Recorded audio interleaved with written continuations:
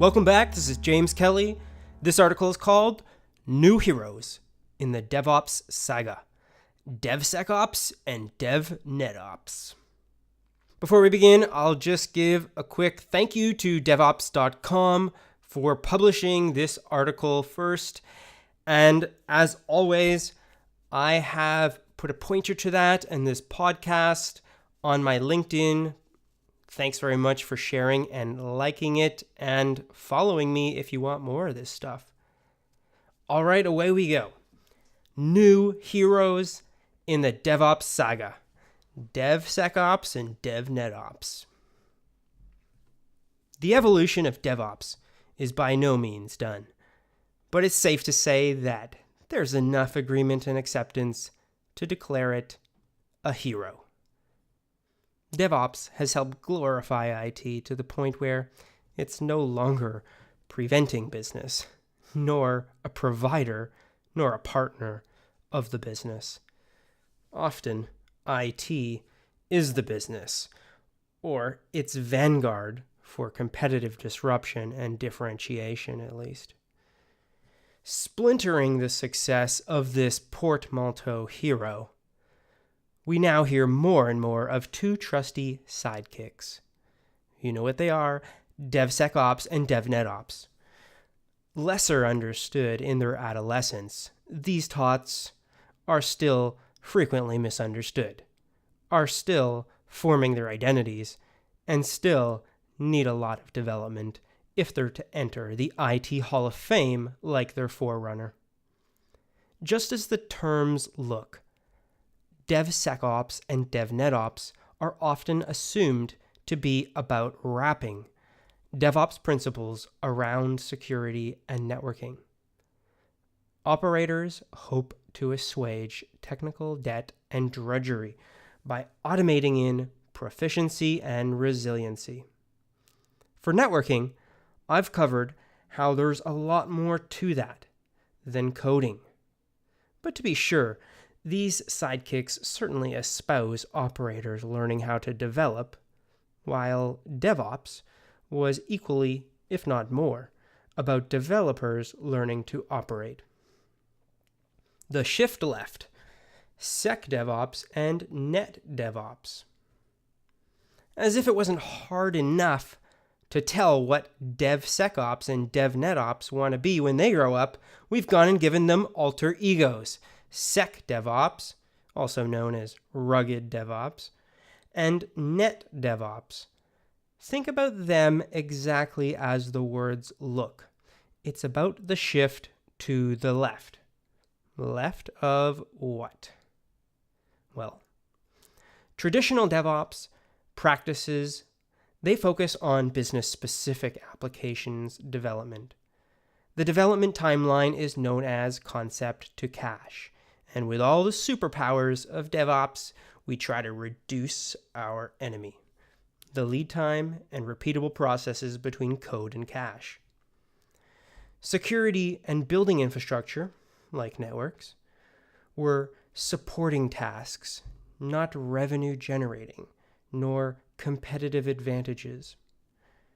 Thus, security and networking were far to the right on the timeline, with concerns that deal with operational scale, performance, and protection. Today's shift left propels security and infrastructure considerations earlier on the timeline, into coding, architecture, and pre-production systems. It's a palpable penny drop amid daily news of security breaches and infrastructure outages, causing technology-defined establishments to bleed money and brand equity. Fill the bucket with cash, but don't forget to forestall the leaks. DevOps and infrastructure. Challenge and opportunity. Automation sparks have flown over the proverbial wall into the camp of I&O pros. Operators trading physical for virtual, macro for micro, converged for composed, and configuration for code, is proof that the fire has caught security and networking. Controlling the burn now is key so that healthier skills and structures arise in place of the I&O, dogma, and duff. Fortunately, this is precisely the destiny for our newfound heroes, DevSecOps and DevNetOps. However, doing DevSecOps and DevNetOps, embracing security and networks as code, we mustn't be so credulous as to forget the formidable DevOps practices and patterns that need transforming along the ultimate automation journey. Testability, immutability, upgradability, traceability, auditability, reliability, and other abilities are not straightforward to achieve. Discounting as technology consumed as a service, a fundamental challenge to innovating SecOps and NetOps, or security operations and network operations, as compared to application operations, is that applications are crafted and built. Security and networking solutions are mostly still bought and assembled. Security and network infrastructure as code is something that needs to be co-created with the vendors. Other than in the cloud, it'll take a while before security and network systems are driven API first and are redesigned and broken down to offer simulation, composition, and orchestration with scale and resilience. While this will land first in software-defined infrastructure, there's still a ways to go to manage most software-defined security and networking systems with continuous practices of artifact integration, testing, and deployment. Hardware and embedded software will be even more challenging. Finding strength in challenge.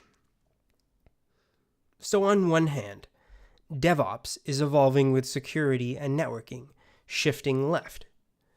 On the other hand, traditional security and networking ops are transforming with DevOps principles. Is the ultimate innovation to squeeze out those traditional operations altogether? Does net DevOps plus DevNetOps equal DevOps? There's a parallel train of thought and debate with success on both sides. Purist teams cut out the operations with the you build it, you run it attitude.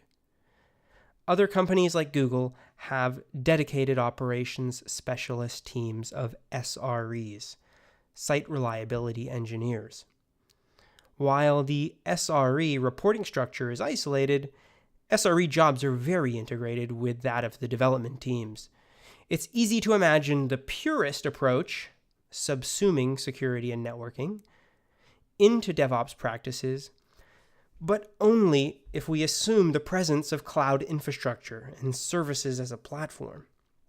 Even then, there's still substantiation for the SRE.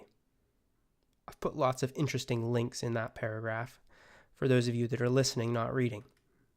Layers below, however, somebody still needs to build the foundations of the cloud infrastructure as a service and the data center hardware. As they say, even serverless computing is not actually serverless. Underpinning the clouds are data centers, and then there's transport, IoT, mobile, or other secure networks to and between clouds. In these areas, it's obvious there is a niche for our two trusty sidekicks, DevSecOps and DevNetOps, to shake up ops in terms of culture and principles. These two heroes can rescue software-defined and physical infrastructure from the clutches of so many anti-pattern evils, like maintenance windows and change controls. It's called a commit. We may not require rapid experimentation in our infrastructure, but we would warmly welcome automated deployments, automated updates, failure and attack testing drills, and intent-driven continuous response. They'll boost resiliency and optimization for the business and peace of mind for the builders.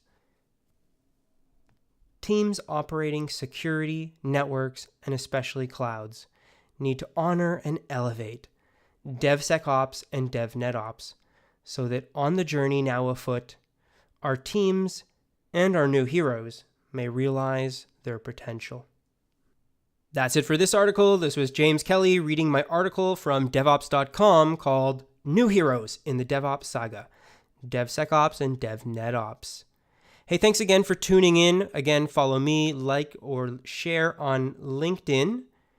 And until next time, stay geeky, Silicon Valley.